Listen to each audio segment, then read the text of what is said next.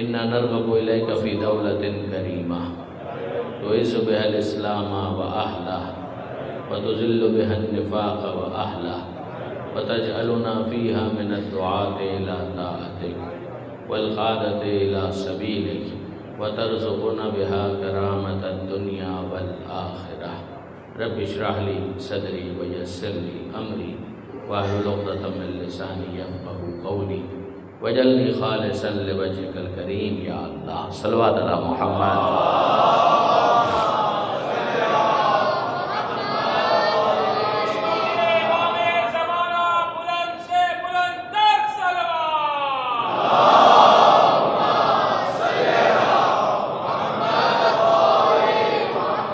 اما بعد فقد قال اللہ سبحانہ وتعالی فی القرآن الحکیم بسم اللہ الرحمن الرحیم اللہ ولی الذین آمنوا یخرجہم من الظلمات الی النور والذین کفروا اولیاؤہم الطاغوت یخرجونہم من النور الی الظلمات اولئک اصحاب النار ہم فیہا خالدون۔ صلوات علی محمد وآلہ۔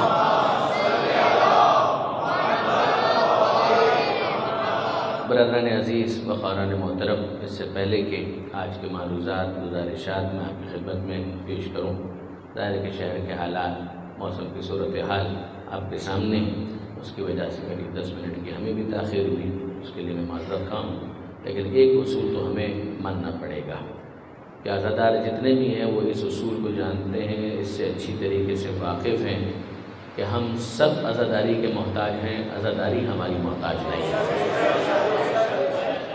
موسم کے حالات جو بھی ہوں، شہر کے حالات جو بھی ہوں، زلزلہ ہو، آندھی ہو، طوفان ہو، بارشیں ہوں، باران ہو، مسلسل ہو، مگر یہ اپنی جگہ پر طے ہے کہ بارش کا شور جتنا بھی ہو مگر عزاداروں کے ماتم کا شور اس سے زیادہ ہوگا۔ یعنی یہ وہ وعدہ ہے جو پروردگار عالم نے کیا ہے، ہم تو اپنے اپنے فرائض کو انجام دینے کی ایک صحیح کر رہے ہیں، ورنہ یہ وعدہ تو پروردگار کی طرف سے ہے کہ فَاذْكُرُونِي أَذْكُرْكُمْ، کہ تم اگر مجھے یاد رکھو گے تو ممکن نہیں ہے کہ میں تمہاری یاد لوگوں کے دلوں سے مٹنے کا کوئی بھی امکان باقی رہنے دوں۔ فَاذْكُرُونِي أَذْكُرْكُمْ، تم مجھے یاد رکھو تو میں تمہیں یاد رکھوں گا۔ اور آپ اس کے بعد دیکھ لیجئے کہ حسین مظلوم نے خدا کو کہاں پر یاد کیا۔ جب نوکے نیزہ پر بھی حسین پروردگار کے کلام کی تلاوت کر رہے ہیں تو ممکن نہیں ہے کہ دنیا میں کہیں پر بھی حسین کا ذکر ختم ہو جائے۔ یعنی میں آپ کی خدمت میں عرض کروں، ایک خطیب کا جملہ جو مجھے بہت پسند ہے کہ انہوں نے ایک مرتبہ ایک جملہ کہا تھا اور بہت خوبصورت جملہ کہا تھا کہ اگر پوری دنیا کے لوگ یہ طے کر لیں کہ ہمیں حسین کا ذکر نہیں کرنا ہے تو محرم کے آنے پر در و دیوار سے یا حسین کی صدائیں آئیں۔ یہ جناب سیدہ کی دعا کا نتیجہ ہے۔ تو یہ تو ہو سکتا ہے کہ کہیں پر سامعین نہ پہنچ پائیں، ممکن ہے کہ کہیں پر ذاکر بھی نہ پہنچ پائیں، مگر سامع ہو نہ ہو، ذاکر ہو نہ ہو، ذکر تو ہوگا، ذکر تو ہوگا۔ اور میں اپنے نوجوان دوستوں کو خاص طور پر تاکید کرتا ہوں، نصیحت کرتا ہوں اور ایک بھائی کی حیثیت سے گزارش کرتا ہوں کہ اگر آپ خاص طور پر جناب سیدہ کی دعاؤں میں اپنا نام لکھوانا چاہتے ہیں، شامل کروانا چاہتے ہیں، یہ موقع ہے، یہ موقع ہے۔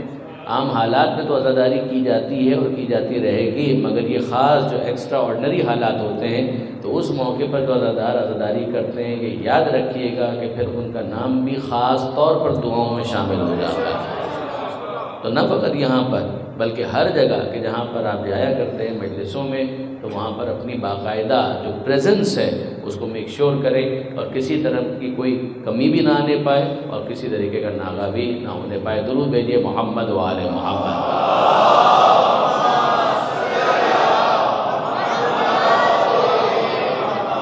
یعنی ہم جن کا ذکر کرنے کے لیے یہاں پر جمع ہوئے ہیں، فراموش مت کیجیے گا، کبھی مت بھولیے گا، یہ وہ ہیں کہ جن کی معرفت کی بنیاد پر آدم کو ملائکہ سے افضل قرار دیا گیا۔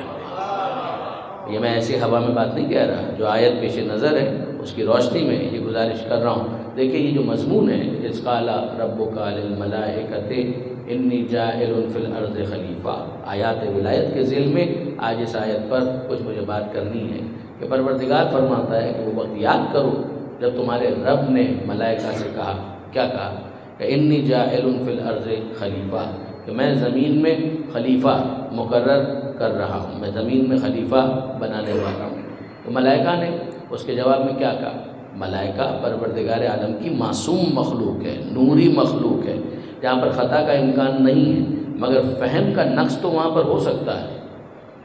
فہم کا نقص الگ چیز ہے، یعنی فہم مکمل نہ ہونا یہ الگ چیز ہے، مگر جہاں تک عمل کی منزل ہے، ناممکن کہ پروردگار کوئی حکم دے اور ملائکہ کی طرف سے اس حکم کی خلاف ورزی ہو جائے، یہ نہیں ہو سکتا۔ یعنی اب آپ قرآن مجید کو اگر اٹھا کر دیکھیں تو پروردگار عالم نے ملائکہ کا جو وصف بیان کیا ہے، عباد مکرمون، یہ اللہ کے مکرم بندے ہیں، اللہ کے معزز بندے ہیں، لا یسبقونہ بالقول، وہ خدا کے قول پر سبقت نہیں کرتے، وہم بامرہ یعملون، یہ سبقت نہ کرنے کا مطلب کیا ہے کہ جو امر ہوگا اس کے مطابق عمل کریں گے، یعنی حکم پروردگار جو ہوگا اس پر عمل تو وہ کریں گے، اس میں انحراف، ڈیویشن، دائیں بائیں ہونے کا کوئی امکان نہیں ہے۔ کیوں؟ اس لیے کہ معصوم مخلوق ہے۔ لیکن اب آپ ذرا دیکھیے کہ یہاں پروردگار عالم ابھی کوئی حکم نہیں دے رہا، حکم تو آئے گا جب بعد میں خدا کہے گا کہ اس کے سامنے سجدہ ریز ہو جاؤ۔ تو آپ جانتے ہیں کہ ملائکہ سجدہ ریز ہو گئے تھے، جس نے انکار کیا تھا وہ ابلیس قرار پایا تھا۔ تو غور فرمائیے گا کہ ملائکہ امر پروردگار جب آئے گا تو اس کے مطابق عمل تو انہوں نے کرنا ہے، مگر ایک اسٹیٹمنٹ ہے، کوئی حکم نہیں ہے۔ اسٹیٹمنٹ کیا ہے؟ اناؤنسمنٹ کیا ہے؟ اعلان کیا ہے؟ اطلاع کیا ہے؟ کہ انی جاعل فی الارض خلیفہ، کہ بھئی میں زمین میں ایک خلیفہ بنا رہا ہوں۔ تو اب ملائکہ نے کیا کہا؟ ملائکہ نے سامنے سے ایک سوال کیا، ایک تبصرہ، ایک کامنٹ، اتجعل فیہا من یفسد فیہا ویسفک الدماء۔ یہ مضمون قرآن مجید میں کئی مقامات پر آیا ہے، سورہ بقرہ سے میں پڑھ رہا ہوں، ورنہ سورہ اعراف میں بھی ملے گا، سورہ ہجر میں بھی ملے گا، اور بہت سارے سوروں میں پروردگار عالم نے بیان فرمایا کہ خدا نے اعلان کیا کہ بھئی میں زمین میں خلیفہ بنا رہا ہوں۔ ملائکہ نے کہا اتجعل فیہا من یفسد فیہا ویسفک الدماء، کہ اے پروردگار ایسے کو بنائے گا؟ یعنی بنا تو تیری مرضی ہے، ہم کیا کہہ سکتے ہیں، لیکن کیا مالک ایسے کو بنائے گا؟ من یفسد فیہا، کہ جو زمین میں فساد کرے گا، ویسفک الدماء، اور جو خون ریزی کرے گا، یعنی خون بہائے گا، فساد کرے گا، تو کیا ایسے کو تو زمین میں خلیفہ بنائے گا؟ اب آدم علیہ السلام، ان کی نسل میں جو آنے والے افراد ہیں، وہ طول قیامت تک کے زمانے میں جو کچھ کرنے والے ہیں ان کو فرشتوں نے اینٹیسپیٹ کیا، تو یہ بات غلط تو نہیں ہے؟ یعنی اگر آپ انصاف سے دیکھیں تو نسل آدم ہی کے اندر وہ افراد بھی آ رہے ہیں کہ جو خون ریزی کرنے والے ہیں، فساد کرنے والے ہیں، اور ابتدائی وہاں سے ہو گئی جب حابیل کا خون ناحق زمین پر بہایا گیا۔ اس کے بعد تو جو سلسلہ بڑھا ہے تو اسی نسل آدم کے اندر فرعون بھی آ رہا ہے، اسی نسل آدم کے اندر نمرود بھی ہے، اسی نسل آدم کے اندر شداد بھی ہے، اسی نسل آدم کے اندر یزید بھی ہے۔ تو ایسے ایسے افراد تو موجود ہیں، تو جو اینٹیسپیشن ملائکہ کی طرف سے وہ غلط تو نہیں ہے، اپنی جگہ جو وہ بات کہہ رہے ہیں وہ تو اپنی جگہ پر فیکچول ہے۔ انہوں نے کہا کہ اے پروردگار کیا تو ایسے کو بنائے گا جو زمین میں فساد کرے گا، خون ریزی کرے گا؟ تو اب پروردگار عالم کا جواب کیا ہے؟ جواب کچھ بھی نہیں ہے، سوال ٹھکرا دیا۔ پروردگار عالم نے کہا انی اعلم ما لا تعلمون، میں وہ جانتا ہوں جو تم نہیں جانتے۔ آپ انصاف سے مجھے بتائیے یہ جواب ہے؟ یہ جواب تو نہیں ہے، یہ جواب تو نہیں ہے۔ یعنی جواب دینا اس کو نہیں کہتے، جواب جو ہوتا ہے اس کے اندر تو جسٹیفیکیشن دی جاتی ہے کہ بھئی یہ تمہارا سوال تھا، ہم تمہیں جواب دیتے ہیں۔ لیکن اگر استاد یہ کہہ دے کہ جو میں جانتا ہوں وہ تم نہیں جانتے، تو طالب علم اگر ہمت کرے، جرأت کرے تو یہ کہہ سکتا ہے اسی لیے تو آپ سے پوچھ رہے ہیں کہ جو آپ جانتے ہیں وہ ہم نہیں جانتے، مگر یہ جواب تو نہ ہوا۔ اس کو کہیں گے سوال کا ٹھکرانا، کہ خدا نے سوال ٹھکرا دیا۔ اچھا برادران عزیز، ایسا ہوتا ہے، کئی مرتبہ ایسا ہوتا ہے کہ اگر فرض کیجئے MBBS میں داخلہ مل گیا اور فرسٹ ایئر کے اسٹوڈنٹ ہیں اور سوال کر رہے ہیں وہ کہ جس کو ڈسکس ہونا ہے فورتھ ایئر میں، تو آپ مجھے بتائیے کیا جواب دے گا استاد؟ استاد کرے گا wait for the right time my dear, انتظار کرو، جب چوتھے سال میں پہنچو گے تب تمہیں جواب مل جائے گا۔ کہ ابھی کہ ہم وہ جانتے ہیں جو تم نہیں جانتے، لیکن ابھی بیان کرنا مناسب نہیں ہے۔ ہوگا یہ کہ ہم بیان کریں گے تم سمجھ نہیں پاؤ گے، پھر ایک سوال کرو گے، پھر اس کے بعد ہم جواب دیں گے، پھر تم سمجھ نہیں پاؤ گے، پھر سوال کرو گے۔ تو اب پروردگار عالم نے بعد میں جواب دیا اس کا، بہت توجہ کیجیے گا، آپ کے ذوق سے بہت قریب ہو کر گزارش کر رہا ہوں کہ یہاں پروردگار عالم نے ڈانٹ دیا اور کہا بھائی ہم جو جانتے ہیں وہ تم نہیں جانتے، ہم تم سے کسی حکم کا تو ابھی مطالبہ کر نہیں رہے، ابھی تو تمہیں اطلاع دے رہے ہیں کہ بھئی ایک خلیفہ ہے جس کو ہم زمین میں مقرر کر رہے ہیں، تم نے یہ سوال جھڑ دیا تو سن لو، جو ہم جانتے ہیں وہ تم نہیں جانتے۔ کیا مطلب؟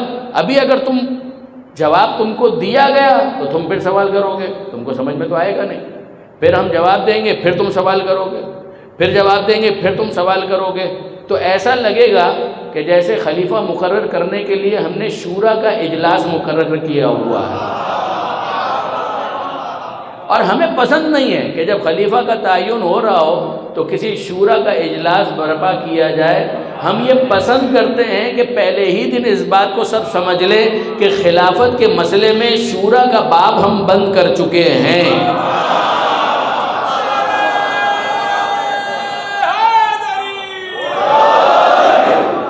غور فرمایا آپ نے، خلافت کے مسئلے میں ہم نے شورا کا باب بند کر دیا ہے۔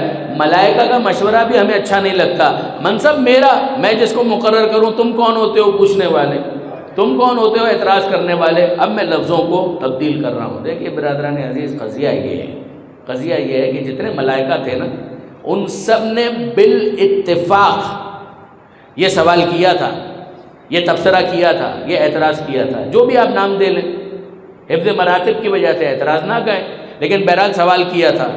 یہ ان کا پوائنٹ تھا، کن کا؟ ملائکہ کا، بالاتفاق۔ کوئی استثناء ہے؟ کوئی استثناء نہیں ہے۔ اتفاق ہی کا دوسرا نام ہے اجماع، اتفاق ہی کا دوسرا نام ہے اجماع۔ کنسنسس تھا، اور واقعی جینون کنسنسس تھا، 2 نمبر کنسنسس نہیں تھا جس میں اس کو نکال دیا اور پھر بھی اجماع کا دعویٰ، اس کو نکال دیا پھر بھی اجماع کا دعویٰ۔ یہ ویسا اجماع نہیں ہے، ایک جینون اجماع ہے، تمام ملائکہ کا اجماع ہے۔ اور ملائکہ کون ہے؟ اور آدم کون ہے؟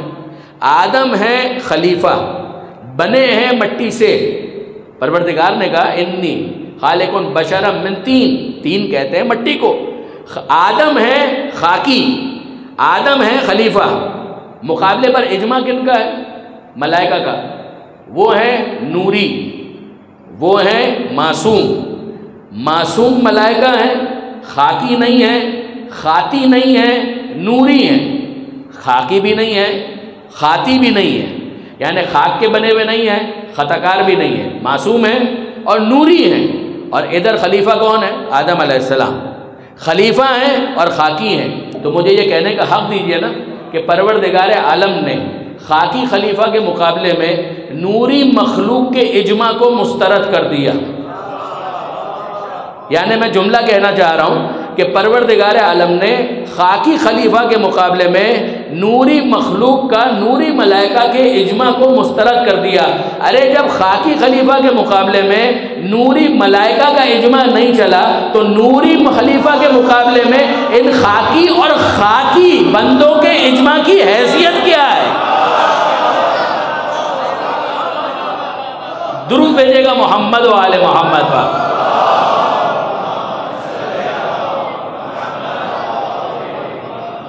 تو ایک تو ہے فیصلہ کہ انی جاعل فی الارض خلیفہ، کہ میں زمین میں خلیفہ بنانے والا ہوں۔ انہوں نے کہا کہ مالک ایسے کو بنائے گا، فساد کرے گا، خون ریزی کرے گا، کہ منصب میرا، میں جانوں، میرا کام۔ ہو آر یو، تم کون ہو؟ یہ پوچھنے والے۔ ہاں وقت آئے گا تو ہم اس فریضہ معلمی کو ادا کریں گے۔ ابھی یہ فریضہ معلمی قرض رہا مناسب وقت پر۔ اب درمیان میں کتنا وقت آیا؟ آیتیں تو فوراً آ جائیں گی۔ جب آپ سورہ بقرہ میں متعلقہ آیتیں پڑھیں گے تو آیتیں تو فوراً آ جائیں گی، مگر یہ آیتیں تو رپورٹ کر رہی ہیں اب اس واقعے کو کہ جس کے درمیان میں ہزاروں سال گزر گئے۔ پہلے پروردگار عالم نے کہا وہ اس وقت کی بات تھی جب آدم مٹی اور پانی کے درمیان تھے، اور اب وقت گزرا، سینکڑوں ہزاروں سال گزر گئے۔ خدا کو تو کوئی وقت کا ایشو نہیں ہے، کئی سال گزر گئے، اور پھر اس کے بعد وہ وقت آیا کہ پروردگار عالم نے حضرت آدم علیہ السلام میں اپنی روح پھونک دی۔ اذا سویتہ ونفخت فیہ من روحی، روح پھونک دی، اور اب موقع آیا کہ سمجھایا جائے۔ تو اب پروردگار فرماتا ہے کہ ہوا یہ کہ علم آدم الاسماء کلہا، اللہ نے آدم کو اسما کی تعلیم دی، کلہا، سب کے سب اسما سکھا دیے، سارے نام، سارے اسما پروردگار عالم نے آدم علیہ السلام کو تعلیم کر دیے۔ کمال ہے، یہ پروردگار عالم نے نام تعلیم کر دیے تو کون سے نام تھے؟ کون سے نام تھے؟ آدم کو وہ نام تعلیم کر دیے۔ اب آپ ذرا عام مفسرین اور عام مترجمین کی کتابیں اٹھا کر دیکھیں، آپ کو ملے گا کہ بھئی جتنے نام ہو سکتے تھے نا وہ سارے کے سارے اللہ نے آدم کو سکھا دیے۔ اس کا مطلب کیا ہے؟ ذرے سے لے کر فلک تک جتنے نام ممکن تھے وہ سب سکھا دیے۔ پھر اس کے اندر مثالیں بھی دیں بزرگان نے، انہوں نے کہا بھئی گلاس، جانور، کیڑے مکوڑے، ان سب کے نام خدا نے سکھا دیے۔ یعنی ایک لغت ہے، ڈکشنری ہے، فرہنگ ہے کہ جو آدم علیہ السلام کو سکھا دی۔ اور پھر اس کے بعد پروردگار عالم نے آدم کو پیش کر دیا کہ اب ذرا سمجھو کہ افضلیت کیا ہے۔ ہمارے علماء کہتے ہیں کہ یہ آپ نے مطلب نکالا کہاں سے؟ یہ آپ نے مطلب نکالا کہاں سے؟ کہا کہ آپ خود دیکھ لیجئے، سب کے سب، کہا سب کے سب تو کلہا، پروردگار عالم نے کہا کلہا، مگر یہ اسما کے اوپر جو الف لام لگا ہوا ہے اس کو آپ نے کیوں نظر انداز کر دیا؟ یہ الف لام کو آپ نے کیوں نظر انداز؟ یہ یاد رکھیے گا برادران عزیز، یہ الف لام بہت کرٹیکل ہے، یہ بہت سگنیفیکنٹ ہے، یہ بہت امپورٹنٹ ہے۔ جب اہل بیت کہا جاتا ہے تب بھی بیت کے اوپر اس الف لام کو نظر انداز کر دیا جاتا ہے۔ الف لام کا مطلب ہوتا ہے اہل البیت، اہل بیت یعنی گھر کے اہل، لیکن جب کہا جائے اہل البیت تو اس بیت کے اوپر ایک الف لام ہوتا ہے، یہ الف لام عہد ہے اور اس کے ذریعے سے اشارہ کیا جاتا ہے۔ جب کہا جاتا ہے اہل البیت تو ترجمہ صرف اتنا نہیں ہوگا گھر والے، بلکہ ترجمہ ہوگا اس گھر والے۔ یعنی سمجھ میں آتا ہے کہ پیغمبر اکرم نے چادر میں کیوں لیا تھا اور چادر کا حصار کیوں کھینچا تھا۔ پیغمبر نے ادھر چادر کا حصار کھینچا تھا اور پروردگار نے ادھر سے انما کا حصار بیان کیا تھا۔ انما کے ذریعے سے بھی حصار ہوتا ہے کہ صرف یہ پیغمبر اکرم نے چادر میں لیا اور پروردگار نے کیا کہا؟ انما یرید اللہ لیذھب عنکم الرجس اہل بیت، نہیں، اہل البیت۔ ارادہ ہے پروردگار یہ ہے ہر رجس کو دور رکھے، ویسا پاکیزہ رکھے جو پاکیزگی کا حق ہے، مگر کس سے؟ اے گھر والوں، اے اس گھر والوں۔ یہ اس گھر والوں سے کون مراد ہے؟ چادر کا حصار اسی لیے کھینچا تھا کہ جو چادر میں ہیں ان کی طرف اشارہ رہے، جو چادر سے باہر ہیں وہ اشارے سے بھی باہر ہو جائیں۔ درود بھیجے گا محمد و آل محمد پر۔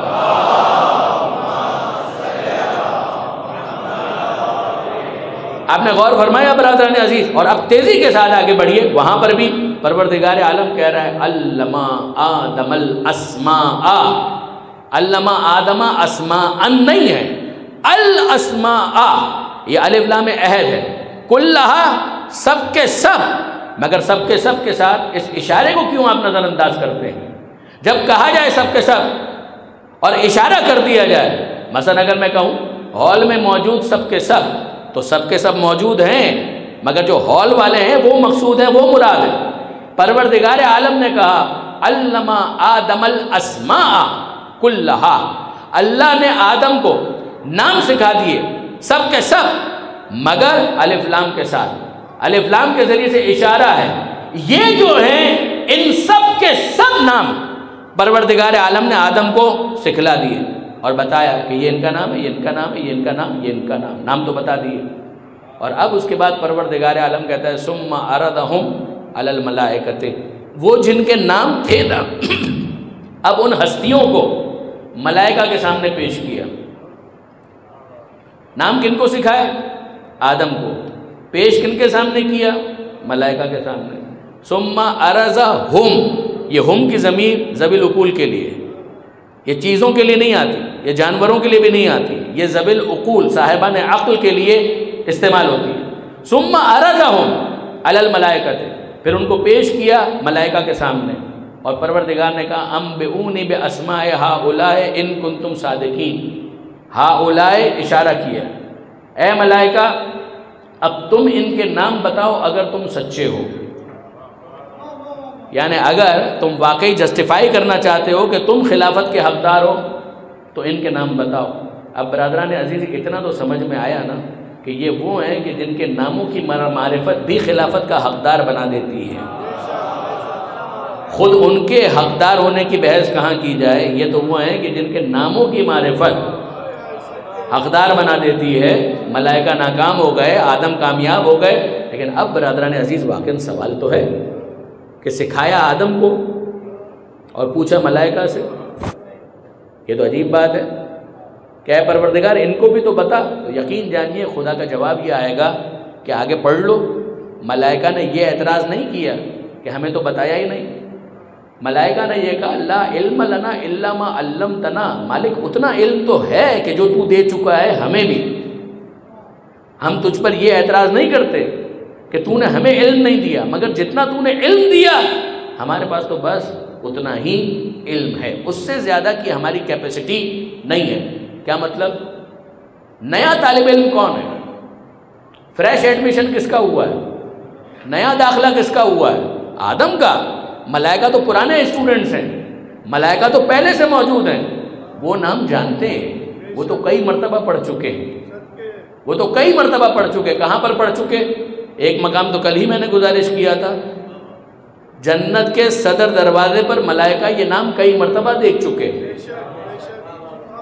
عرش پر لکھا ہوا دیکھ چکے، حوران جنت کی پیشانیوں پر لکھا ہوا دیکھ چکے، محمد، علی، فاطمہ، حسن اور حسین. تو وہ تو ناموں سے واقف ہیں. مگر قضیہ کیا ہے؟ بات صرف اتنی ہے کہ آدم ابھی نئے اسٹوڈنٹ ہیں، ابھی ابھی پیدا ہوئے ہیں. اللہ نے ان کو تعلیم کی یہ نام تاکہ ان دونوں کے معیار علم کو برابر کیا جا سکے، کیپٹل کو برابر کیا جا سکے. اب یہ برابر ہو گیا. اب اس کے بعد امتحان ہو رہا ہے. یہ امتحان حافظے کا نہیں ہے، بہت توجہ کیجئے گا. سطح عمومی سے میں نے بات کو کچھ بلند کیا، لیکن توجہ کیجئے گا کہ یہ حافظے کا امتحان نہیں ہو رہا، میموری کا امتحان نہیں ہو رہا، ورنہ ملائکہ کے شکست کھانے کا کوئی امکان ہی نہیں ہے. ملائکہ بھولتے نہیں ہیں. مگر یہ امتحان حافظے کا نہیں ہے، یہ امتحان ذہانت کا ہے. یہ امتحان ذہانت کا ہے. ملائکہ کو بھی نام معلوم ہے، آدم کو بھی نام معلوم ہے. بلکہ ملائکہ کا معاملہ یہ ہے کہ انہوں نے نام الگ پڑھے ہوئے ہیں اور شخصیات کو الگ دیکھا ہوا ہے. انہوں نے نام الگ پڑھے ہوئے ہیں، شخصیات کو الگ دیکھا ہوا ہے. انوار کے عالم میں ان کو الگ الگ دیکھا ہوا ہے. آدم کا معاملہ یہ ہے کہ نام تو بتا دیے، لیکن انوار کو ابھی تک نہیں دیکھا، شخصیات کو ابھی تک نہیں دیکھا. اور کل امتحان اسی بات کا ہے. ملائکہ کا امتحان یہ ہے کہ نام جو تمہیں معلوم ہے تطبیق کر کے بتاؤ کہ یہ جو اسماء ہیں ان کے مسمى کون ہے، یہ نام کس کا ہے یہ بتاؤ.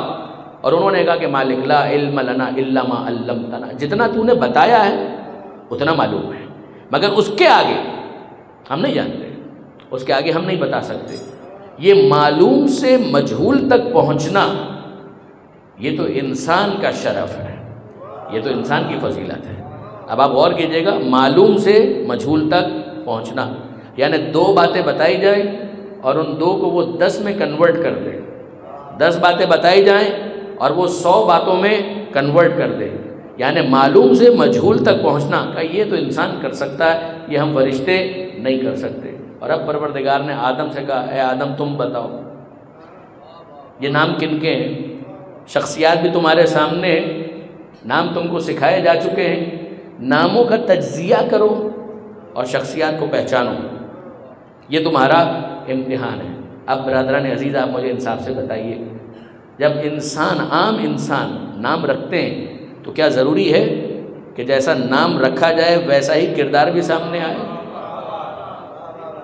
یہ کوئی ضروری ہے؟ اگر فرض کیجئے کسی نے اپنی اولاد کا نام رکھ دیا عبد الرحمن، تو نام تو اچھا ہے، کوئی شک نہیں، رحمان کا بندہ. مگر آپ مجھے بتائیے کیا ضروری ہے کہ وہ بچہ واقعاً بڑا ہو کر رحمان کا بندہ ثابت ہو؟ یہ عبد الرحمن بنے گا یا عبد الرحمن ابن ملجم بنے گا؟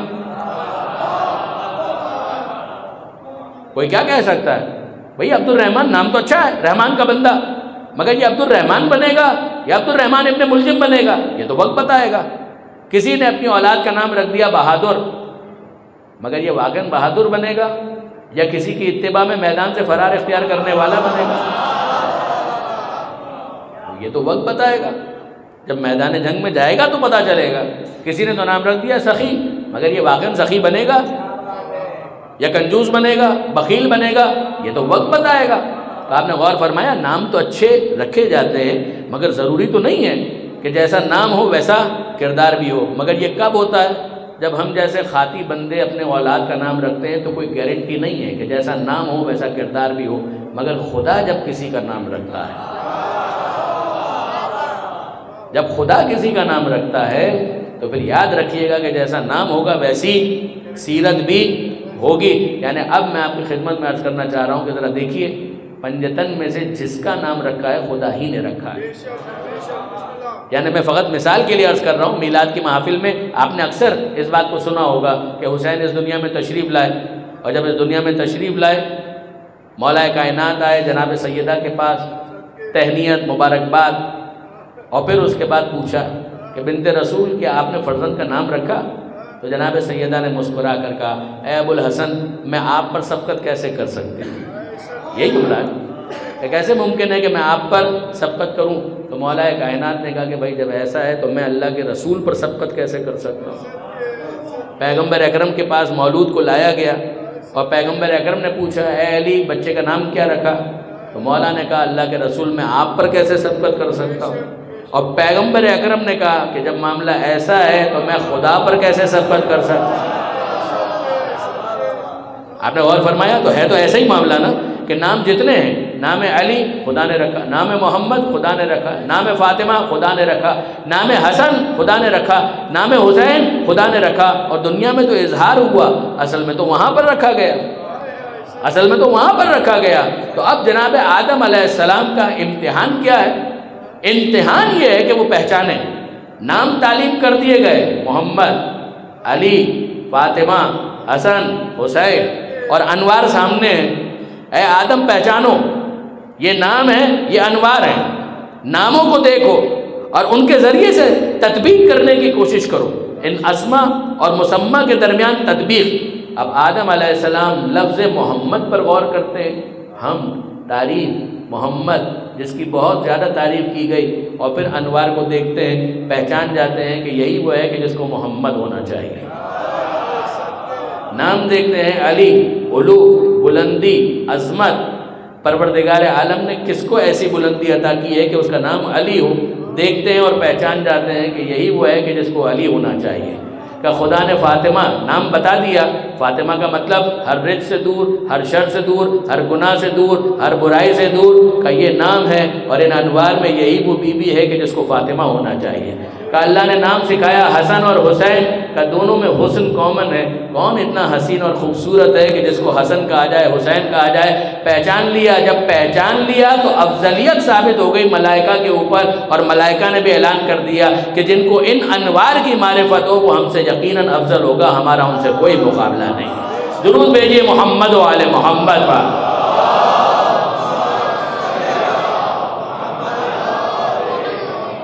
آپ نے غور فرمایا برادران عزیز کہ یہ ہے وہ معاملہ کہ جس کے ذریعے سے آدم علیہ السلام کی ذہانت، ان کے علم کو کہ معلوم سے مجہول تک پہنچنے کی صلاحیت ان کے اندر ہے۔ پروردگار عالم نے ان کے رتبے کو، مرتبے کو سمجھا دیا۔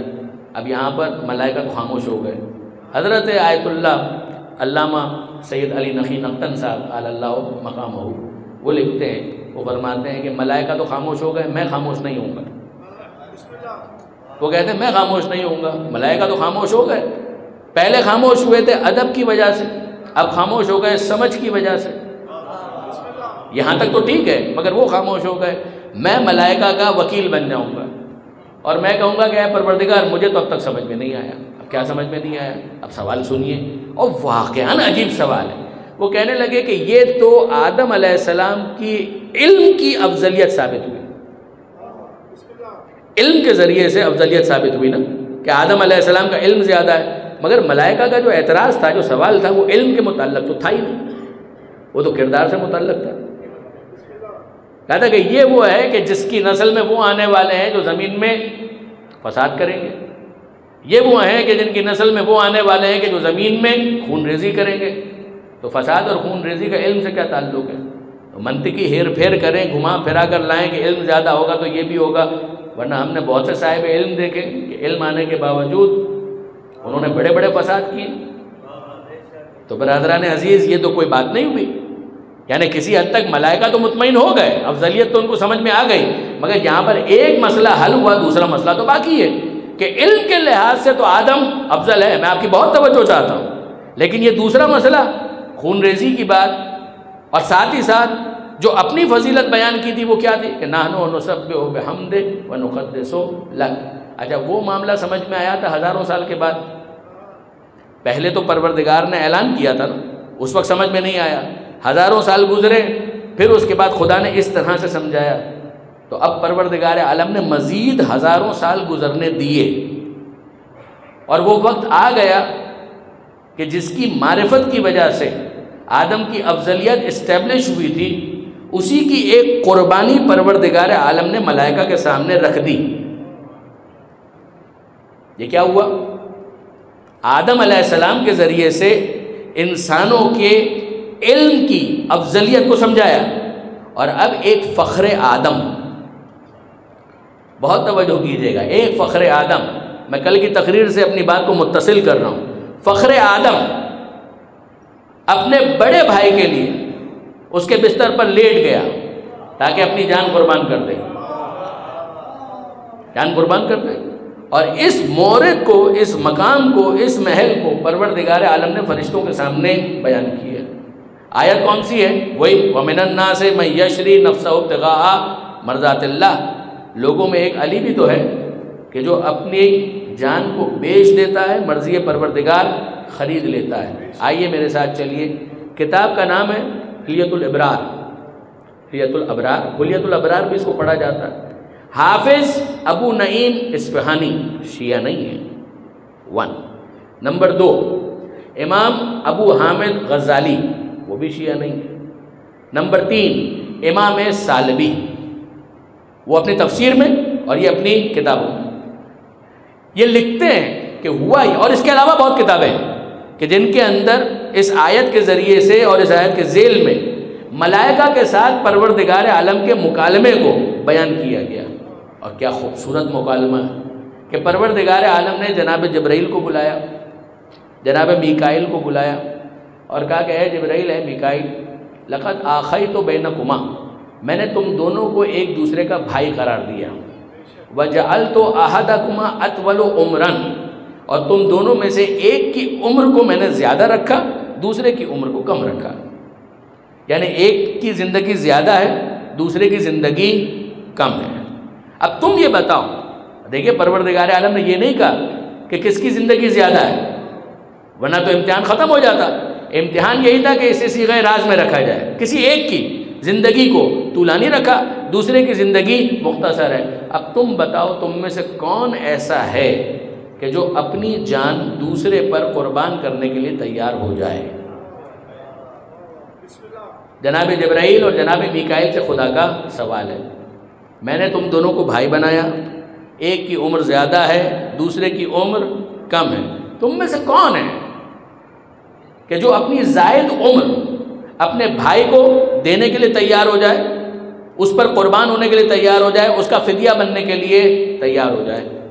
دونوں نے معصومیت کے ساتھ جواب دیا، اور جواب کیا تھا کہ اے پروردگار، اگر حکم ہو تو بسم اللہ، لیکن اگر حکم نہیں ہے اور ہم پر چھوڑا جائے تو ہماری تمنا تو یہ ہے کہ عمر زیادہ ہوگی تو تیری عبادت بھی زیادہ کر سکیں گے، تیری تسبیح، تیری تقدیس، اسی کو پیش کیا تھا نا، نحن نسبح بحمدک ونقدس لک، تو تیری تسبیح زیادہ کر پائیں گے، تیری تقدیس زیادہ کر پائیں گے، زیادہ نمازیں پڑھ پائیں گے، زیادہ روزے رکھ پائیں گے، روزے تو خیر کیا رکھیں گے، بھوک تو لگتی نہیں ہے، لہذا زیادہ رکوع کر پائیں گے، زیادہ سجدے کر پائیں گے، یہ ہم زیادہ کر پائیں گے۔ تو اے پروردگار، فدا ہونا نہیں چاہتے، زندگی چاہتے ہیں تاکہ عبادت کر سکیں۔ تو پروردگار عالم نے کیا کہا؟ خداوند متعال نے کہا ویل سیڈ، بہت زبردست، کیا بات ہے، یہی تم سے توقع تھی نا۔ پروردگار عالم نے کہا الا کنتما مثل علی ابن ابی طالب، ارے افسوس، تم دونوں علی ابن ابی طالب جیسے کیوں نہ ہوئے؟ بہت توجہ کیجیے گا برادران عزیز، تم دونوں ابو طالب کے فرزند علی جیسے کیوں نہیں ہوئے؟ ذرا دیکھو زمین پر نظر ڈالو، ان دونوں کو بھی میں نے بھائی بنایا تھا، محمد اور علی ان دونوں کو بھی میں نے بھائی بنایا تھا، اور جب وقت آیا تو علی نے اپنے بڑے بھائی کے لیے اپنی زندگی قربان کرنے کا فیصلہ کیا۔ ذرا دیکھو وہ اس وقت رسول کے بستر پر لیٹا ہوا ہے، اپنی جان کو اس نے خطرے میں ڈال دیا، اور ان دونوں نے، جناب جبرائیل نے، جناب میکائیل نے وہاں سے نظر ڈالی تو نظر آیا کہ روز جو رات کو مصلی پر عبادت کیا کرتا تھا وہ اس وقت بستر رسول پر سو رہا ہے۔ آپ نے غور فرمایا برادران عزیز؟ اب پروردگار عالم نے یہ کہہ تو دیا، ساتھ ہی ساتھ ایک آرڈر دے دیا، اے جبرائیل، اے میکائیل، اہبطا الی الارض، جاؤ زمین پر، فاحفظاہ، اور دونوں جا کر اس کی حفاظت کرو۔ اور یہ دونوں کے دونوں نیچے آئے۔ اب میں آپ سے پوچھتا ہوں کہ جناب جبرائیل اور جناب میکائیل کو جو نیچے بھیجا ہے تو کیا سزا کے لیے بھیجا ہے؟ سزا کے لیے تو نہیں بھیجا، اس لیے کہ اب تو معرفت اور بڑھ گئی ہے، پہچان چکے ہیں کہ ہمیں تو علی ابن ابی طالب جیسا ہونا چاہیے تھا۔ تو دونوں زمین پر آئے، اور زمین پر آئے تو کہاں آئے؟ لفظ سنیے گا، نزل جبرائیل عند راسہ ونزل میکائیل عند رجلیہ، جبرائیل آئے علی کے سرہانے اور میکائیل آئے علی کے پیروں کے پاس۔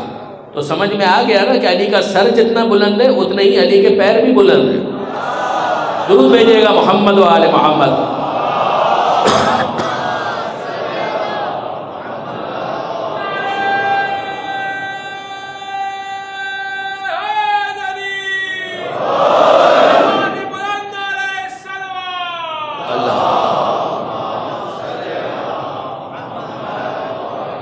علی کا سر جتنا بلند ہے علی کے پیر بھی اتنے ہی بلند ہے۔ اور میں جملہ مکمل کروں، یہ سزا کے طور پر پروردگار نے نہیں بھیجا تھا، اب تو معرفت بڑھ چکی ہے۔ تو اب اس کا مطلب کیا ہے؟ اس کا مطلب صرف اتنا ہے کہ یاد رکھیے گا وہ آئے کہاں سے تھے؟ عرش سے، آسمان سے۔ آئے کہاں پر؟ زمین پر۔ مگر زمین میں کہاں پر آئے؟ علی کے سرانے اور علی کے پیروں کے پاس۔ یاد رکھیے گا جب یہاں والوں کی معراج ہوتی ہے تو وہاں بلایا جاتا ہے، جب وہاں والوں کی معراج ہوتی ہے تو علی کے پاس بھیجا جاتا ہے۔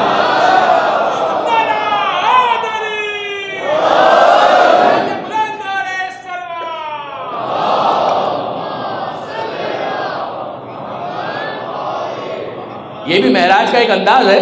اور اب یہ آئے تو اب ان کو سمجھ میں آ رہا ہے۔ دیکھیے برادران عزیز، ملک کا جو تصور عبادت ہے نا وہ بڑا محدود تھا۔ وہ محدود تصور کیا تھا؟ وہ تصور محدود تھا۔ وہ سمجھ رہے تھے کہ بھائی عبادت اسی کا نام ہے کہ نماز پڑھی جائے، اور نماز پڑھنا عبادت ہے اور بہت اہم عبادت ہے۔ تسبیح و تقدیس کا یہ عبادت ہے اور بے شک عبادت ہے، مگر ملک کا جو تصور عبادت تھا وہ اس سے زیادہ نہیں تھا۔ وہ سمجھ رہے تھے کہ بس یہی عبادت ہے، اس کے آگے عبادت نہیں ہے۔ کسی کے لیے جان قربان کرنا ابھی تک ان کے نزدیک عبادت نہیں تھا۔ کیوں؟ یہی تو اعتراض تھا کہ ایسے کو بنائے گا جو جان لے لے گا۔ تو اب یہاں پر پروردگار عالم نے کیا سمجھایا کہ اے فرشتوں، اب تک تم نے جان کا لینا دیکھا تھا، جان کا دینا نہیں دیکھا تھا، لیکن اب ذرا جا کر دیکھو کہ علی تو جان دے رہے ہیں۔ تو اب وہ سمجھ گئے کہ بھائی عبادت صرف نماز کا نام نہیں ہے، نماز عبادت ہے، مگر خدمت خلق وہ بھی عبادت ہے، وقت آنے پر جان قربان کر دینا کہ وہ بھی عبادت ہے، کہ یہ سب عبادت ہے۔ اب جب ان کو سمجھ میں آ گیا تو اب وہ اصرار نہیں کریں گے، اب یہ نہیں کہیں گے کہ صرف اور صرف نماز ہی ہم سے پڑھوائی جائے۔ اب اگر یہ کہا جائے کہ درزی بن کر چلے جاؤ تو انکار نہیں کرے گا۔ اب اگر کہا جائے وضو کا پانی لے کر چلے جاؤ تو انکار نہیں کرے گا۔ اب اگر کہا جائے کہ زہرا کی چکی چلاؤ تو انکار نہیں کرے گا۔ اب اگر کہا جائے حسین کا جھولا جھلاؤ تو انکار نہیں کرے گا۔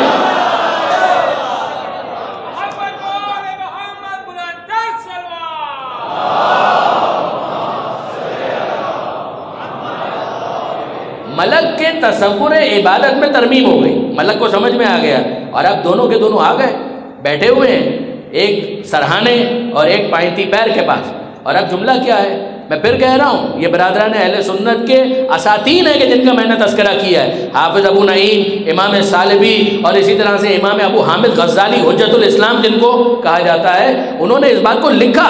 الفاظ کیا ہیں کہ دونوں آ گئے اور دونوں آنے کے بعد کیا کہتے ہیں، مولا تو سو رہے تھے، ایک طرح سے ان کو بیدار کر دیا اور جملہ کہا۔ اب یہ جملہ سنیے گا، بخن بخن، پریشان مت ہو، بولنے والا کوئی اور ہے، وہ ذہن میں نہ آئے، بولنے والا کوئی اور ہے۔ بخن بخن، مبارک ہو مبارک ہو، من مثلو کا یبن ابی طالب، مبارک ہو مبارک ہو، اے ابو طالب کے فرزند، کون ہے آپ جیسا؟ من مثلو کا، آپ جیسا تو کوئی نہیں ہو سکتا، من مثلو کا یبن ابی طالب، بہت توجہ کیجئے گا، اے فرزند ابو طالب، من مثلو کا، آپ جیسا کون ہو سکتا ہے؟ کیوں؟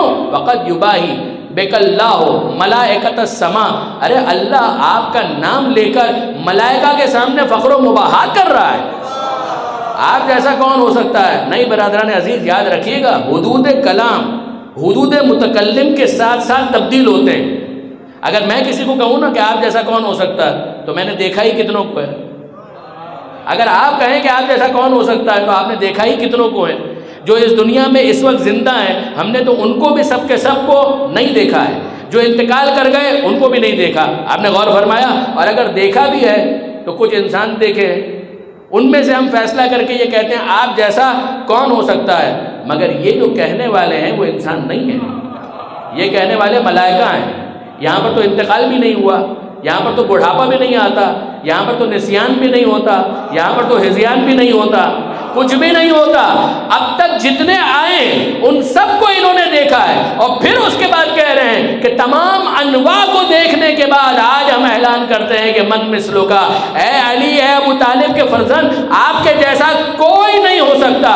تو اب ان سے افضل وہی ہوگا کہ جس پر اس نے اپنے آپ کو فدیہ کیا ہے، قربان کیا ہے۔ مصطفیٰ کو چھوڑ دیا جائے تو نہ انسانوں میں، نہ ولیوں میں، نہ نبیوں میں، نہ رسولوں میں کوئی علی ابن ابی طالب کے برابر نہیں ہو سکتا۔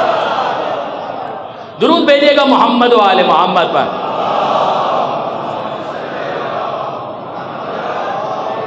بخن بخن من مثلو کا یبن ابی طالب۔ اور اب دیکھیے برادران عزیز، ایک ہے بلاغت، فصاحت و بلاغت، آپ سنتے ہیں ایلوکوینس، یہ ہے نا لفظوں کا انتخاب، کون سا لفظ کہاں پر استعمال کیا جائے، یعنی یہ جو بلاغت ہے وہ کسی زبان سے مخصوص نہیں ہوتی، ہر زبان کے اندر آپ کو بلاغت کے قوانین ملیں گے، اور کچھ قوانین وہ ہوتے ہیں جو یونیورسل ہوتے ہیں۔ میں کچھ عرض کرنا چاہ رہا ہوں، کچھ قوانین یونیورسل ہوتے ہیں، وہ عربی زبان ہو، فارسی ہو، اردو ہو، انگریزی ہو، گجراتی ہو، پنجابی ہو، کوئی بھی زبان ہو، اس میں کچھ یونیورسل اصول ہوتے ہیں بلاغت کے، اور وہ کیا؟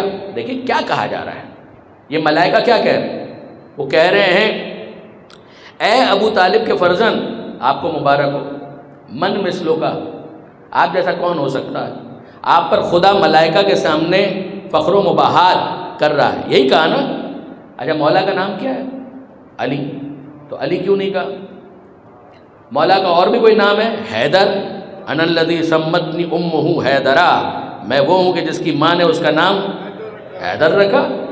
تو مولا کا نام علی ہے، مولا کا نام حیدر، مولا کے القاب بھی ہیں، مولا کے اوصاف بھی ہیں، مولا امیر المومنین بھی ہیں، مولا مولا بھی ہیں، امام المتقین بھی ہیں، کتنے، اسد اللہ بھی ہیں، غالب علی کل غالب بھی ہیں، یہ اتنے اوصاف ہیں، مگر یہاں ملائکہ نہ علی کہتے ہیں، نہ حیدر کہتے ہیں، نہ امیر المومنین کہتے ہیں، نہ امام المتقین کہتے ہیں، کہتے ہیں تو کیا کہتے ہیں؟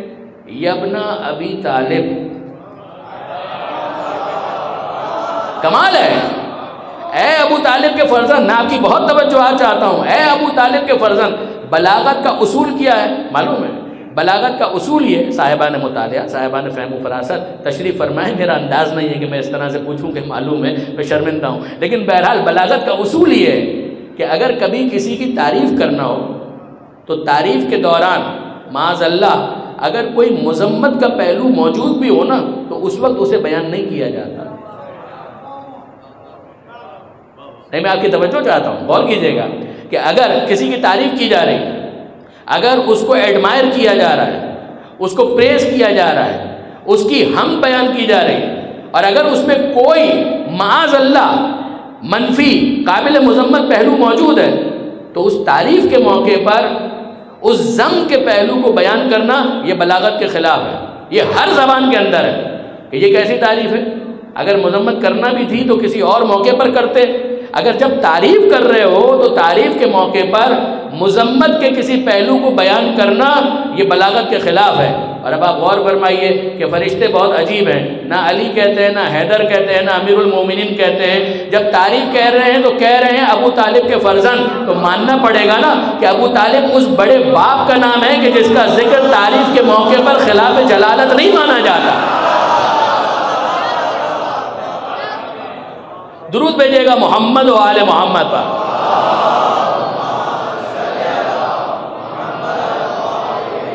اور پھر فراموش نہ کریں کہ لا یسبقونہ بالقول، یہ قول میں سبقت نہیں کرتے، تو ماننا پڑے گا کہ فرشتوں کو یہ انداز خدا ہی نے سکھایا تھا کہ ابو طالب کا حوالہ دینا اور پھر اس کے بعد مبارکباد دینا، تو انہوں نے کہا بخن بخن من مثلو کا یبن ابی طالب، اے ابو طالب کے فرزند مبارک مبارک، آپ جیسا کون ہو سکتا ہے؟ یقیناً اللہ آپ کے ذریعے سے ملائکہ کے سامنے فخر و مباحات کر رہا ہے۔ اب اس کے بعد ذہن میں پھر ایک سوال آیا، وہ سوال یہ کہ حضرت ابو طالب کا خاص اس موقع پر ذکر کرنا چھ معنی دار ہے۔ اتنا تو سمجھ میں آ گیا کہ ذم کا کوئی پہلو نہیں ہے، تعریف ہی کا پہلو ہے، بڑا باپ کہ جس نے بیٹے کی تربیت ایسے کی۔ مگر اس موقع پر جب مولا نے اپنے آپ کو فدیہ بنایا، ایک مقصد تو یہ ہو سکتا ہے کہ پروردگار عالم یہ سمجھانا چاہتا ہے کہ انسانوں میں احسان فراموش ہو سکتے ہیں مگر فرشتوں میں کوئی احسان فراموش نہیں ہے۔ ابو طالب کا دین پر احسان ہے تو اس دین پر احسان کو ہو سکتا ہے انسانوں میں کچھ لوگ فراموش کر جائیں مگر فرشتوں میں کوئی فراموش کرنے والا نہیں ہے۔ دوسری بات یہ ہے کہ یہ فدیہ کس طرح سے بنے؟ اپنے آپ کو پیغمبر اکرم کے بستر پر سلا دیا۔ یہ تربیت کس نے کی تھی؟ یہ تربیت کس نے کی تھی؟ توجہ کیجئے گا، سیرت رسول اٹھائیے، شیب ابی طالب 3 سے 3.5 سال جو پیغمبر اکرم اور بنی ہاشم کا سوشل بائیکاٹ کیا گیا، اور اس دوران بنی ہاشم اپنے گھروں میں نہیں تھے، شیب میں تھے، گھاٹی پر تھے، اور جب بستر بچھائے جاتے تھے تو پیغمبر اکرم سو رہے ہیں، حضرت ابو طالب کے دوسرے بیٹے سو رہے ہیں، یہ اپنے بستروں پر ہیں، پیغمبر اکرم اپنے بستر پر ہیں، اور راتوں کو حضرت ابو طالب اپنے بچوں کو اٹھاتے تھے، کبھی جعفر کو اٹھایا، کبھی عقیل کو اٹھایا، کبھی طالب کو اٹھایا، اور سب سے زیادہ علی کو اٹھایا اور کہا کہ بیدار ہو جاؤ، بیدار ہو گئے، پھر لے گئے، پیغمبر اکرم کو کہا کہ آپ زحمت کریں، ان کو بھی اٹھایا، بیدار کیا، پیغمبر اکرم کو لا کر سلایا وہاں پر جہاں بیٹے سو رہے تھے، اور بیٹوں کو سلایا وہاں پر جہاں مصطفیٰ سو رہے تھے۔ کہا کیوں؟ کہا اگر رات کو کوئی حملہ کرے، مصطفیٰ کی جان لینا چاہے تو میں پسند کرتا ہوں کہ میرے بیٹوں میں سے کوئی قتل ہو جائے، شہید ہو جائے، مگر مصطفیٰ کا دفاع ہونا چاہیے۔ آپ نے غور فرمایا کہ 3.5 سال ہر رات ابو طالب نے اپنے بیٹے کی تربیت کی کہ اگر کبھی موقع آئے تو مصطفیٰ کے بستر پر سو جانا، اپنی جان قربان کر دینا، مصطفیٰ کو بچا لینا۔ یہ وہ تربیت تھی کہ جس کو یاد کر کے پروردگار نے کہا تم ابو طالب کے بیٹے علی جیسے کیوں نہ ہوئے، اور فرشتوں نے مبارکباد دی کہ آپ جیسا کون ہو سکتا ہے اے ابو طالب کے فرزند۔ درود بھیجیے محمد و آل محمد پر۔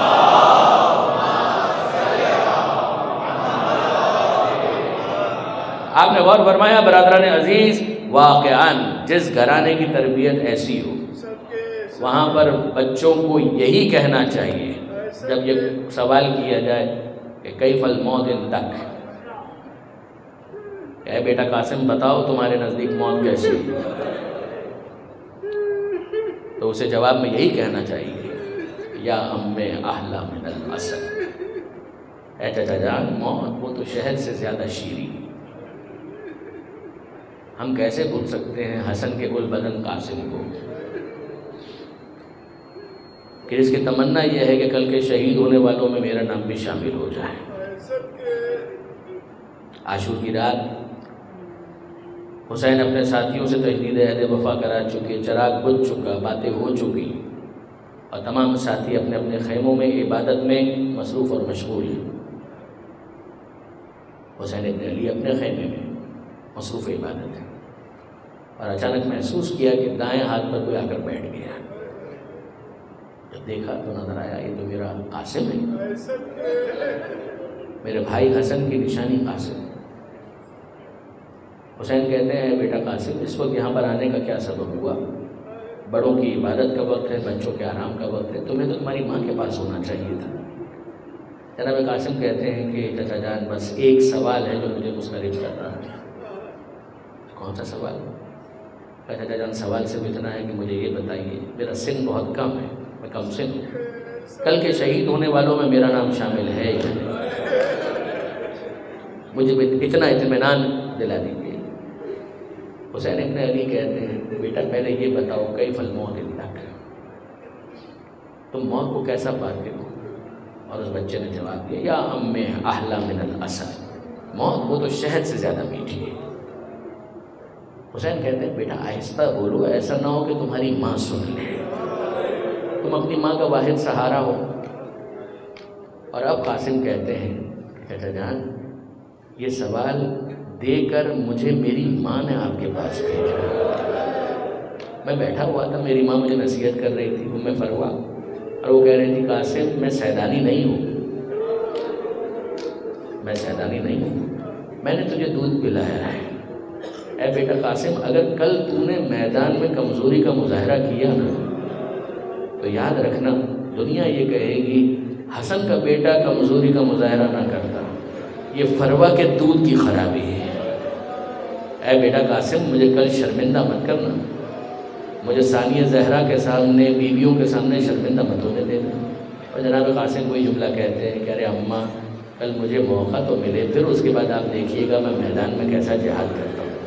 کہا جا بیٹا جا کر چچا جان سے پوچھ کر آ، اور اسی لیے اے چچا جان میں آپ کی خدمت میں حاضر ہوا ہوں کہ مجھے تو اتنا بتا دیجئے کل کے شہیدوں میں میرا نام شامل ہے یا نہیں۔ اور اب حسین ابن علی نے اس اسرار کو سنا تو کہتے ہیں کہ اے بیٹا تم اپنے بارے میں پوچھتے ہو، کل کے شہید ہونے والوں میں تمہارا ننھا بھائی علی اصغر بھی شامل ہے۔ اجرکم اللہ، اجرکم اللہ، تمہارا ننھا بھائی علی اصغر بھی شامل ہے۔ قاسم نے جب یہ جملہ سنا تو جلال کے عالم میں کہنے لگے چچا جان اصغر تو اتنا چھوٹا ہے کہ خود سے میدان میں جا بھی نہیں سکتا، تو کیا یہ فوج بے حیا ہمارے خیموں تک آئے گی؟ حسین نے اس وقت تو دلاسا دیا کہ نہیں میرے لال قاسم، اصغر کو تو میں اپنی گود میں لے کر جاؤں گا، مگر میں ہاتھ جوڑ کر کہوں کہ قاسم اتنا تصور کرنا آپ کو جلال میں لے آیا، آپ برداشت نہ کر سکے کہ یہ فوج بے حیا خیموں تک آئے گی؟ ذرا شام غریبہ میں آ کر دیکھیے، فوجیں خیموں میں داخل ہو چکی، خیموں کو آگ لگائی جا چکی، اے قاسم چادریں چھینی جا چکی، بیویاں لٹ چکی، سکینہ کے گوہر چھینے جا چکے۔ اجرکم اللہ۔ جناب قاسم نے جب یہ جملہ سنا کہ کل کے شہیدوں میں میرا نام شامل ہے مطمئن ہو گئے، مگر عزیزان یہ تو علم امامت ہے نا کہ جس کی بنیاد پر حسین نے اطلاع دے دی، مگر آگے آپ خود سوچئے کہ یتیم بچہ ہے، والی کون ہوتا ہے؟ ولی کون ہوتا ہے؟ یا باپ یا دادا؟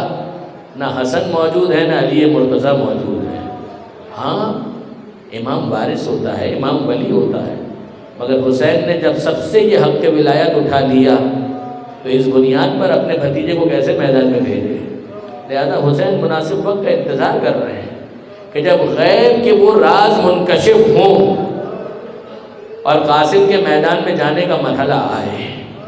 اگلا دن آگے عاشور کا دن، اور اب ہر تھوڑی دیر کے بعد جب قاسم آتے ہیں اور کہتے ہیں کہ چچا جان مجھے بھی میدان میں جانے کی اجازت ہے، حسین منع کرتے ہیں، اے قاسم تمہیں کیسے اجازت دوں؟ قاسم بھی اس کشمکش میں کہ رات کو تو چچا جان نے مجھے یہ کہا تھا کہ شہید ہونے والوں میں میرا نام شامل ہے، اور اب اجازت کیوں نہیں مل رہی؟ اور ایسے میں اقربا کی باری آ گئی۔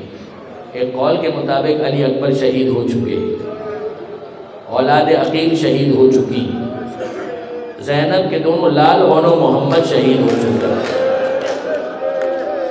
اور جب قاسم خیمے میں آئے تو ام فروہ نے منہ پھیر دیا. قاسم کی آنکھوں میں آنسو آ گئے. کہنے لگے اماں مجھ سے کیوں ناراض ہے؟ ام فروہ کہتی ہیں اے قاسم تو نے مجھے زینب کے سامنے شرمندہ کر دیا. شہزادی کے لال اور محمد کی لاشیں آ گئے اور تو اب تک زندہ. جناب قاسم روتے ہوئے کہتے ہیں اماں میں کیا کروں، چچا جان مجھے اجازت نہیں دے رہے. اور ایسے میں قاسم کو یاد آیا کہ ماں ہی نے تو بتایا تھا کہ میرے بابا نے میرے بازو پر تعویذ باندھا ہے اور یہ وصیت کی تھی کہ اے قاسم جب کبھی کوئی سخت وقت آئے تو اس تعویذ کو کھول کر پڑھ لینا، تیری اس مشکل کا حل اس تحریر میں ہوگا. اس سے زیادہ کون سا مشکل وقت ہوگا کہ میں مقتل میں مرنے کے لیے جانا چاہتا اور میرے چچا مجھے اجازت نہیں دے رہے. قاسم گئے خیموں کے پیچھے، زمین پر بیٹھے، تعویذ کو کھولا، پڑھا تو جملہ لکھا ہوا تھا حسن مجتبیٰ کا، اے میرے لال قاسم یہ تحریر تم اس وقت پڑھو گے جب میرا بھائی حسین دشمنوں میں گر چکا ہو. اے میرے لال قاسم اگر میں ہوتا تو میں اپنے بھائی سے دفاع کرتا، تم میرے نمائندے بن کر اپنے چچا پر اپنی جان قربان کر دیں. قاسم نے یہ تحریر پڑھی، خوشی سے نہال ہو گئے. ارے اب تو بابا کی تحریر بھی مل گئی، میرے ولی کا حکم بھی آ گیا. فوراً آئے اماں کے پاس، اے اماں فروہ ذرا یہ پڑھیے گا. جناب فروہ نے تحریر دیکھی، آنکھوں میں آنسو آ گئے. وہ تحریر لی، جناب زینب کے پاس گئی اور کہنے لگی اے شہزادی اب تو آپ قاسم کی سفارش کریں گی نا، اب تو آپ کے بھائی کی تحریر موجود ہے. جناب زینب نے تحریر پڑھی، زینب رونے لگی. قاسم کا ہاتھ تھاما، حسین کے پاس آئیں اور کہتی ہے اے بھیا حسین میرے قاسم کو مقتل میں بھیج. حسین کہتے ہیں زینب تم یہ باتیں کہہ رہی ہو؟ زینب کہتی ہیں ہاں بھیا حسین اب ہم نہیں روک سکتے. کہا کیا وجہ؟ کہا ذرا یہ تحریر تو دیکھنا. قاسم سامنے کھڑے ہیں، حسن کی تحریر ہاتھوں میں ہے، حسین نے بھائی کی تحریر پڑھی اور اب ایک جملہ کہا اے قاسم تم تو میرے امام کا حکم لے آئے، اجرکم علی اللہ. اے قاسم اب میں تمہیں نہیں روک سکتا، تم نے تو میرے امام کا حکم مجھے سنا دیا، اب میں کیسے روک سکتا ہوں؟ جاؤ بیٹا قاسم میں نے اجازت دی. مگر اب جب قاسم میدان میں جانے والے تھے تو پیچھے سے فروہ کی آواز آئی اے آقا حسین ذرا کچھ دیر کے لیے بچے کو خیمے میں بھیجیے گا. کہا کوئی خاص بات؟ ہاں کچھ تبرکات ہیں، کچھ تبرکات ہیں. قاسم خیمے میں داخل ہوئے. جناب ام فروہ نے کہا اے شہزادی زینب یہ حسن کا امامہ آج کے دن کے لیے میں نے سنبھال کر رکھا تھا، ذرا اپنے ہاتھ سے حسن کا امامہ قاسم کے سر پر رکھ دیجئے. زینب نے آنسوؤں کے ساتھ امامہ اٹھایا، بڑے بھائی کا امامہ قاسم کے سر پر رکھا، قاسم کو تیار کیا، آمادہ کیا اور اب قاسم باہر نکلے. قاسم گھوڑے پر خود سے نہیں بیٹھ سکتے تھے، نہ ہی کوئی ایسی زرہ تھی جو قاسم کے جسم پر میسر آ سکتی. قاسم عام لباس میں میدان میں گئے. عباس نے گود میں اٹھا کر گھوڑے پر بٹھایا. قاسم میدان میں گئے، اپنی جھاں بازی کا مظاہرہ کیا، بہادری کا ثبوت دیا. عرضہ کے شامی کو قتل کیا، اس کے بیٹوں کو قتل کیا. مگر عزیزوں آپ خود فیصلہ کریں. ارے حسن کا یہ کل بدن بھوکا بھی ہے، پیاسا بھی ہے. ایک وقت آیا کہ قاسم گھوڑے سے زمین پر گرے. عزیزوں جب کبھی کوئی گھوڑے پر گرتا تھا کوئی کہتا تھا آقا مدد کو آئیے، کوئی کہتا تھا مولا مدد کو آئیے، کوئی کہتا تھا اے میرے امام مدد کو آئیے. مگر قاسم اتنا چھوٹا تھا، جب گھوڑے سے زمین پر گرا تو بے اختیار کا اماں میں گر گیا.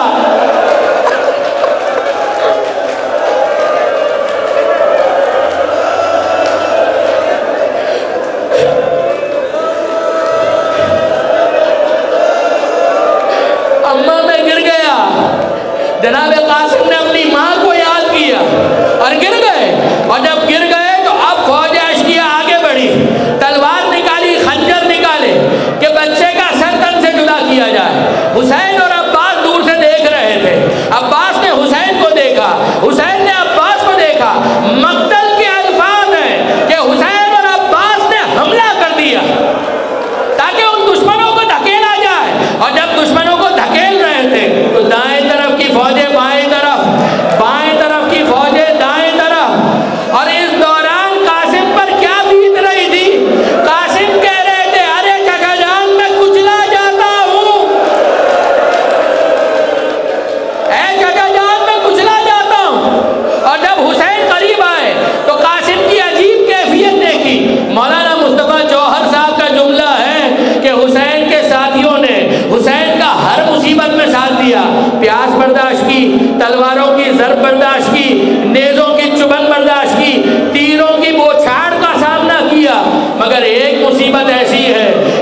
میں حسین کا کسی نے ساتھ نہیں دیا، صرف قاسم نے ساتھ دیا۔ وہ مصیبت کون سی ہے؟ وہ جسم کا پامال ہونا، پامالی جسم میں کسی نے حسین کا ساتھ نہیں دیا، فقط حسین کا لاشا پامال ہوا اور قاسم کا لاشا پامال ہوا، مگر ایک فرق کے ساتھ، حسین شہید ہو گئے پھر لاشا پامال ہوا، قاسم زندہ تھے۔ جب دائیں طرف کے گھوڑے بائیں طرف اور بائیں طرف کے گھوڑے دائیں طرف آ رہے تھے، قاسم کی دائیں طرف کی پسلیاں بائیں طرف چلی گئی، بائیں طرف کی پسلیاں دائیں طرف چلی گئی، حسین قریب آئے، قاسم کے سرہانے پہنچے اور ایک جملہ کہا، اے بیٹا قاسم، تیرے چچا پر بہت شاخ ہے کہ تو مدد کو پکارے اور چچا مدد کے لیے نہ آ سکے، مگر اب قاسم کے لاشے کو اٹھائیں تو کیسے اٹھائیں؟